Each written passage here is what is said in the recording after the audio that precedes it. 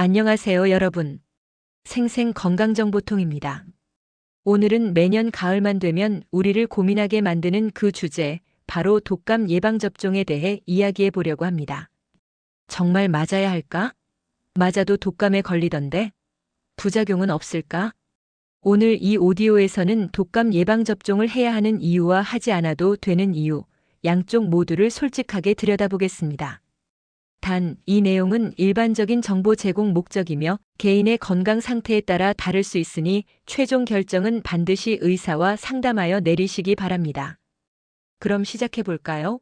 먼저 일반 감기와 독감에 관한 차이점을 알아보고 본격적인 이야기를 해볼까 합니다.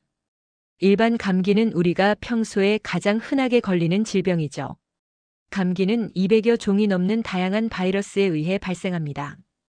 그 중에서도 리노바이러스가 가장 흔한 원인이고요. 코로나 바이러스, 아데노바이러스 등도 감기를 일으킵니다. 감기의 특징은 서서히 시작된다는 거예요.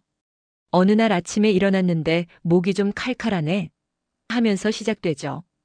그러다가 콧물이 나기 시작하고 재채기가 나고 코가 막히고 가벼운 기침이 나오는 시기입니다. 감기에 걸리면 주로 코와 목, 즉 상기도의 증상이 집중됩니다. 콧물, 코막힘, 재채기, 인후통이 주요 증상이에요. 열이 나기도 하는데 나더라도 미열 정도입니다. 37도 후반에서 38도 초반 정도죠.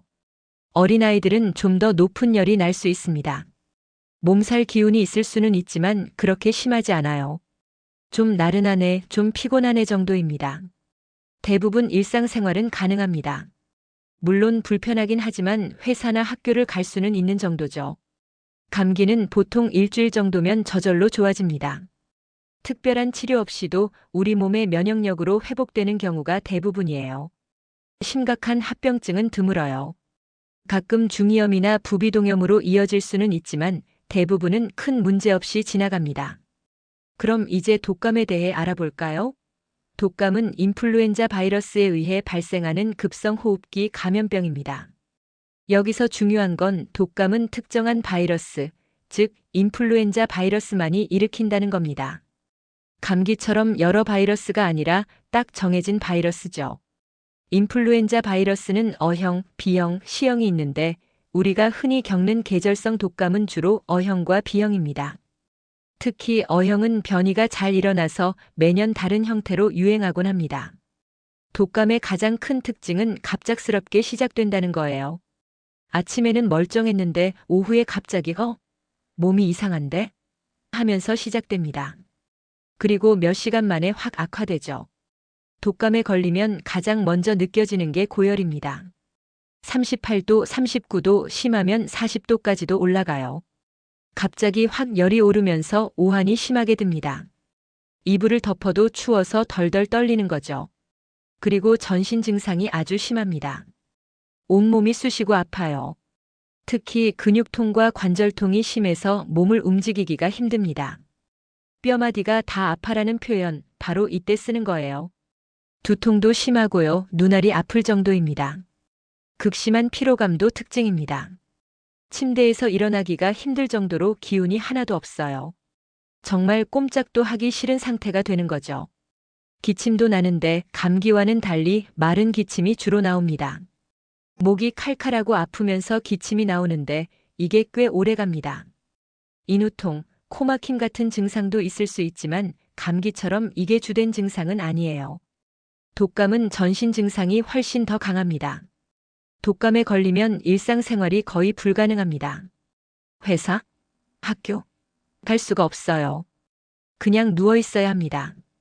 최소 3일에서 5일은 완전히 누워서 쉬어야 하고요. 완전히 회복되려면 1주에서 2주 정도 걸립니다. 더 중요한 건 합병증 위험입니다. 독감은 폐렴, 기관지염, 심근염, 뇌염 같은 심각한 합병증을 일으킬 수 있어요. 특히 노인, 어린아이, 임산부, 만성질환자는 생명까지 위협받을 수 있습니다. 매년 독감으로 인한 사망자가 발생하는 이유가 바로 이 때문입니다. 그럼 이 둘의 차이를 정리해 볼까요? 원인부터 다릅니다. 감기는 200여 종의 다양한 바이러스, 독감은 인플루엔자 바이러스만이 원인입니다. 시작 방식도 달라요. 감기는 서서히, 독감은 갑자기 시작됩니다. 열도 다릅니다. 감기는 미열이거나 열이 없는 경우가 많고 독감은 38도 이상의 고열이 특징입니다. 주요 증상도 차이가 있죠. 감기는 콧물, 코막힘, 재채기 같은 코와 목 증상이 주된 반면 독감은 근육통, 관절통, 두통, 극심한 피로감 같은 전신 증상이 주됩니다. 증상의 강도도 다릅니다. 감기는 불편하지만 참을 만한 수준, 독감은 일상생활이 불가능할 정도로 심합니다. 회복 기간도 차이가 나요. 감기는 보통 3일에서 7일이면 회복되지만 독감은 1주에서 2주, 심하면 그 이상 걸립니다. 합병증 위험도 큰 차이가 있습니다. 감기는 합병증이 드물지만 독감은 폐렴 같은 심각한 합병증이 생길 수 있어요. 예방 방법도 다릅니다. 감기는 특별한 백신이 없어서 손 씻기, 면역력 관리 같은 일반적인 예방법에 의존해야 하지만 독감은 매년 예방접종을 통해 예방할 수 있습니다. 치료법도 차이가 있어요. 감기는 특별한 치료제가 없어서 증상을 완화하는 대증 치료만 하지만 독감은 타미플루 같은 항바이러스제가 있습니다. 특히 증상 발생 48시간 이내에 먹으면 효과적이에요. 그럼 어떻게 구별할 수 있을까요? 가장 확실한 방법은 병원에서 검사를 받는 겁니다. 독감은 신속 검사로 15분 정도면 결과를 알 수 있어요. 코나 목에서 검체를 채취해서 검사합니다. 하지만 증상만으로도 어느 정도 구별할 수 있습니다. 갑자기 고열이 나면서 온몸이 쑤시고 아프다면 독감을 의심해 봐야 해요. 반면 서서히 시작되면서 콧물, 재채기가 주된 증상이라면 감기일 가능성이 높습니다. 중요한 건 독감이 의심되면 빨리 병원에 가야 한다는 겁니다. 특히 고위험군이라면 더욱 그렇죠. 65세 이상 어르신, 생후 6개월 이상 영유아, 임산부, 당뇨병이나 심장병 같은 만성질환이 있는 분들은 독감이 의심되면 지체 말고 병원에 가야 합니다. 그럼 어떻게 예방할 수 있을까요? 감기 예방은 기본적인 위생 관리가 중요합니다. 손을 자주 씻고 사람 많은 곳에서는 마스크를 쓰고 충분히 자고 잘 먹고 규칙적으로 운동해서 면역력을 높이는 게 최선입니다. 독감 예방은 예방접종이 가장 효과적입니다. 매년 10월에서 11월 사이에 접종을 받는 게 좋아요. 물론 100% 예방되는 건 아니지만 걸리더라도 증상이 훨씬 가볍고 합병증 위험도 크게 줄어듭니다. 여기에 손 씻기, 마스크 착용, 면역력 관리를 더하면 더욱 좋겠죠. 마지막으로 정리하자면 감기와 독감은 완전히 다른 질병입니다. 감기는 흔하고 가볍게 지나가는 질병이지만 독감은 심각한 합병증을 일으킬 수 있는 감염병입니다. 그래서 독감은 예방이 중요하고 걸렸을 때는 적절한 치료를 받아야 합니다. 그냥 감기겠지 하고 넘기지 말고 증상을 잘 살펴서 독감인지 감기인지 구별하는 게 중요해요. 특히 갑자기 고열이 나면서 온몸이 아프다면 독감을 의심하고 빨리 병원에 가시기 바랍니다. 이 내용은 일반적인 정보 제공 목적이며 개인의 건강 상태에 따라 다를 수 있으니 자세한 내용은 의사와 상담하시기 바랍니다. 오늘 이야기가 감기와 독감을 구별하는 데 도움이 되었기를 바랍니다. 한 가지 이야기부터 들려드리겠습니다. 제 친구 민수의 이야기입니다. 민수는 30대 중반의 평범한 직장인으로 건강하고 활동적인 편이었습니다.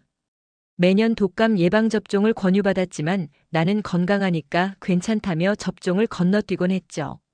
그런데 지난 1월 민수에게 독감이 찾아왔습니다. 처음에는 단순한 감기려니 생각했지만 38도가 넘는 고열과 함께 온몸이 쑤시고 아팠습니다. 기침은 멈추지 않았고 일어나는 것조차 힘들었죠. 병원에서 독감 진단을 받았고 일주일을 꼬박 알아누웠습니다. 직장은 결근해야 했고 가족들도 감염될까봐 격리하듯 지내야 했습니다. 회복 후에도 2주 이상 기력이 돌아오지 않았죠. 민수는 제게 이렇게 말했습니다.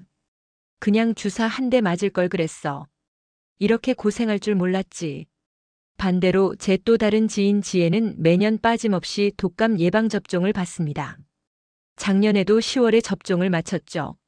그런데 12월 지혜도 독감에 걸렸습니다. 예방접종 맞았는데도 걸렸다며 왜 맞는 거냐고 물었습니다. 이 두 사람의 이야기는 독감 예방접종을 둘러싼 복잡한 현실을 보여줍니다. 맞지 않아서 고생하는 사람도 있고 맞았는데도 걸리는 사람도 있죠. 그렇다면 우리는 어떻게 선택해야 할까요? 이제 독감 예방접종을 해야 하는 이유들을 차근차근 살펴보겠습니다. 첫 번째, 중증 질환을 예방할 수 있습니다. 독감은 단순한 감기가 아닙니다. 인플루엔자 바이러스에 의한 급성 호흡기 질환으로 심각한 합병증을 일으킬 수 있죠. 질병관리청 자료에 따르면 독감으로 인한 입원 환자는 매년 수천 명에 달합니다. 특히 노인과 어린이, 만성질환자의 경우 폐렴, 심근염, 뇌염 같은 합병증으로 이어질 수 있습니다. 예방접종은 이런 중증 질환의 위험을 크게 낮춥니다. 연구에 따르면 예방접종을 받은 사람이 독감에 걸리더라도 증상이 훨씬 가볍게 지나간다고 합니다. 입원율도 40에서 50% 정도 감소하는 것으로 알려져 있죠. 아까 민수의 이야기를 했죠? 만약 그가 예방접종을 받았다면 독감에 걸리지 않았을 수도 있고 걸렸더라도 일주일씩 알아놓을 정도는 아니었을 겁니다. 두 번째, 고위험군을 보호할 수 있습니다. 우리가 예방접종을 받는 것은 나 자신만을 위한 게 아닙니다. 65세 이상 어르신들, 생후 6개월 이상, 영유아, 임산부, 만성질환자들은 독감에 걸리면 생명까지 위협받을 수 있습니다. 이런 고위험군은 예방접종을 해도 면역 형성이 약할 수 있어요. 그래서 주변 사람들이 예방접종을 받아 집단 면역을 형성하는 것이 중요합니다. 건강한 청장년이 접종을 받으면 바이러스의 전파 자체를 줄여 취약한 사람들을 간접적으로 보호할 수 있습니다. 할머니와 함께 사는 손자가 예방접종을 받는 것, 아기가 있는 집의 가족들이 모두 접종을 받는 것이 중요한 이유입니다. 세 번째, 사회경제적 비용을 절감할 수 있습니다. 독감으로 인한 사회적 비용도 무시할 수 없습니다. 독감에 걸리면 평균 5일에서 7일은 일상생활이 어렵습니다. 직장인은 결근해야 하고 학생은 결석해야 하죠. 치료비도 만만치 않습니다. 특히 중증으로 진행되면 입원비까지 들어갑니다.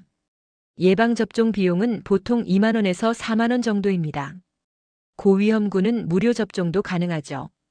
반면 독감 치료비와 결근으로 인한 손실, 생산성 저하 등을 고려하면 예방이 훨씬 경제적입니다. 한 연구에 따르면 독감 예방접종의 사회경제적 편익은 투입 비용의 3배에서 4배에 달한다고 합니다. 네 번째, 매년 업데이트되는 백신입니다. 작년에 맞았는데 올해도 맞아야 하냐고 물으시는 분들이 많은데요. 네, 맞아야 합니다. 독감 바이러스는 매우 빠르게 변이합니다. 매년 유행하는 바이러스 종류가 다르죠. 세계보건기구는 매년 전 세계 독감 유행 양상을 분석해서 그 해에 유행할 것으로 예상되는 바이러스 3종에서 4종을 선정합니다. 백신 제조사들은 이 정보를 바탕으로 그 해의 백신을 만듭니다. 즉, 매년 새로운 백신이 나오는 거죠. 작년 백신은 올해 바이러스에 맞지 않을 수 있습니다.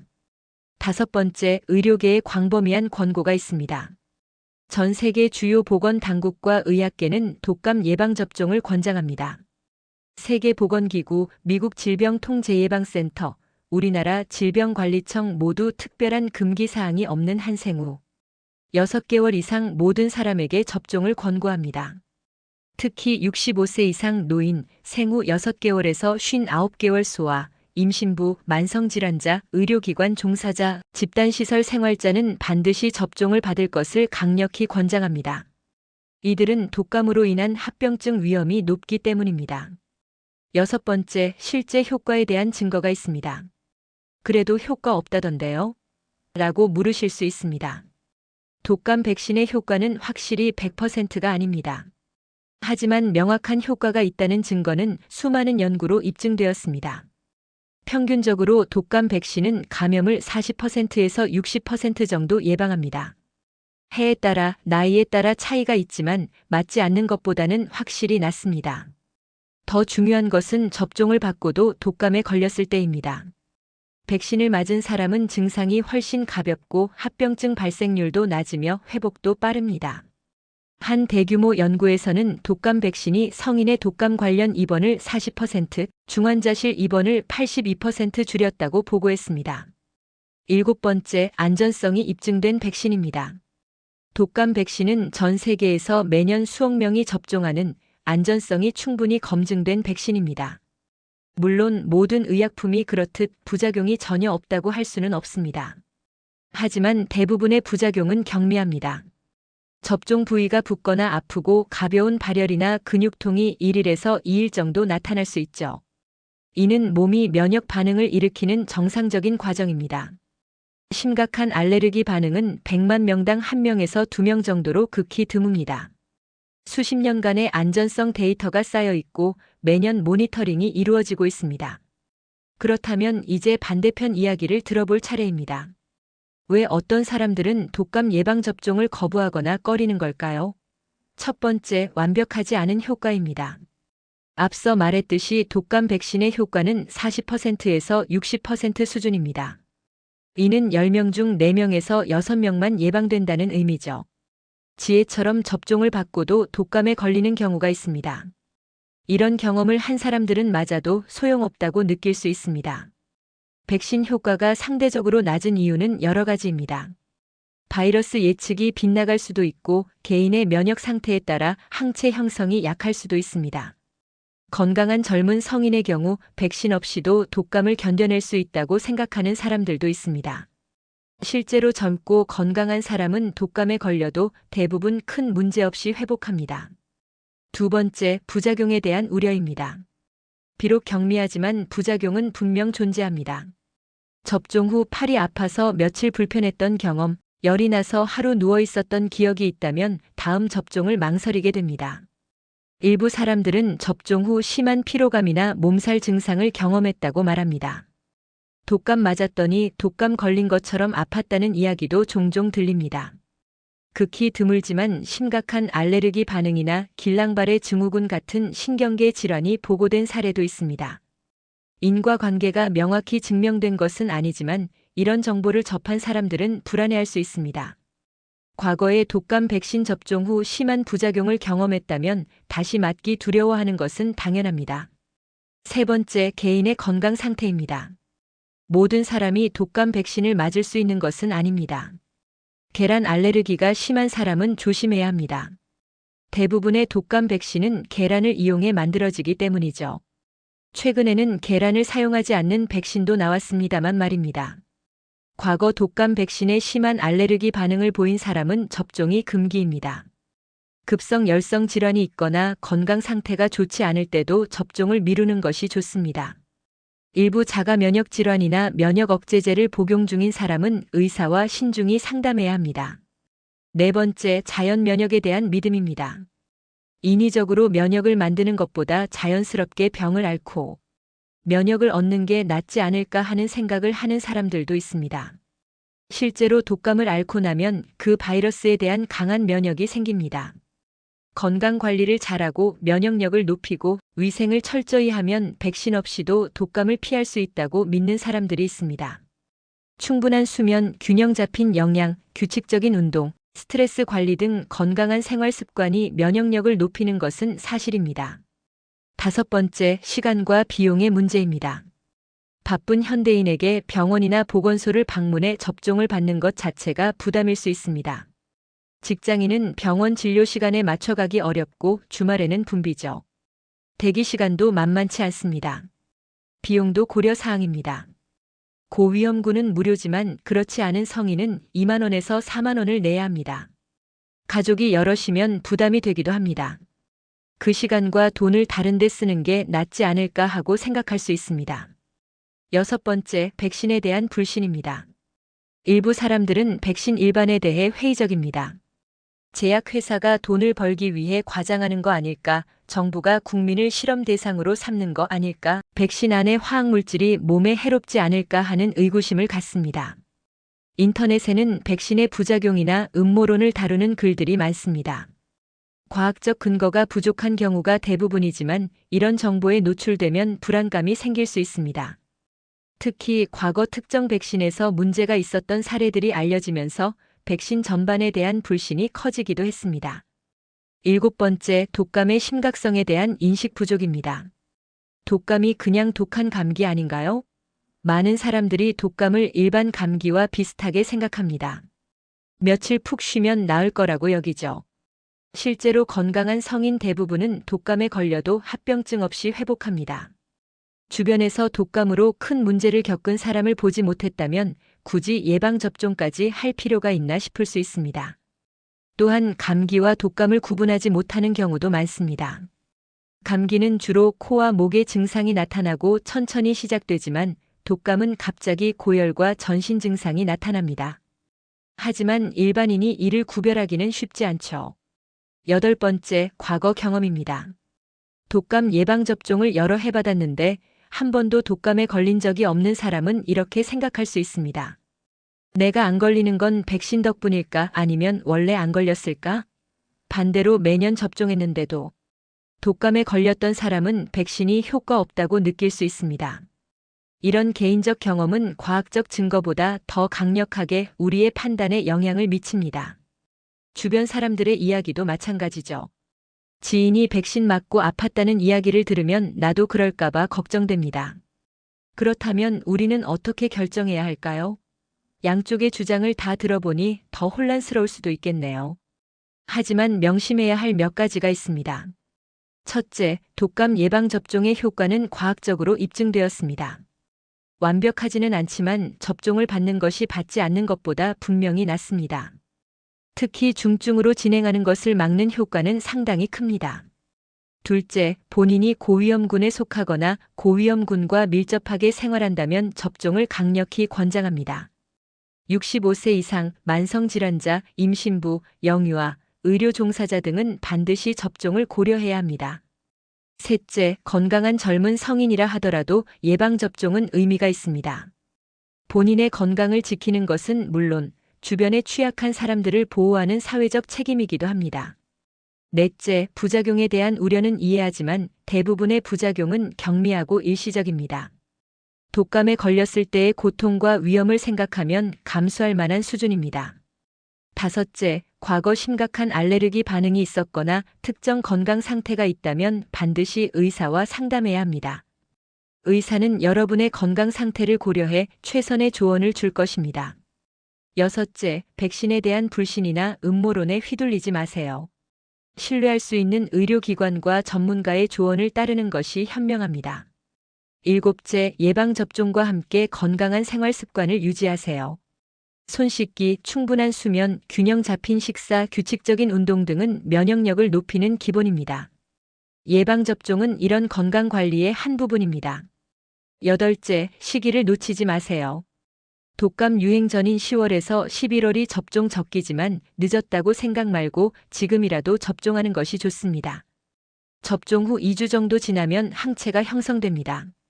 결론적으로 독감 예방접종은 완벽한 해결책은 아니지만 현재 우리가 가진 가장 효과적인 예방수단입니다. 개인의 건강을 지키고 사회적 책임을 다하며 의료 비용을 절감하는 효과가 있습니다. 물론 최종 결정은 여러분의 몫입니다. 본인의 건강 상태, 생활 환경, 가치관 등을 종합적으로 고려하여 결정하시되 가능하다면 의사와 상담하여 전문적인 조언을 받으시기 바랍니다. 독감 예방접종에 대한 오늘 이야기가 여러분의 결정에 도움이 되었기를 바랍니다. 지금까지 생생건강정보통을 들어주셔서 감사합니다.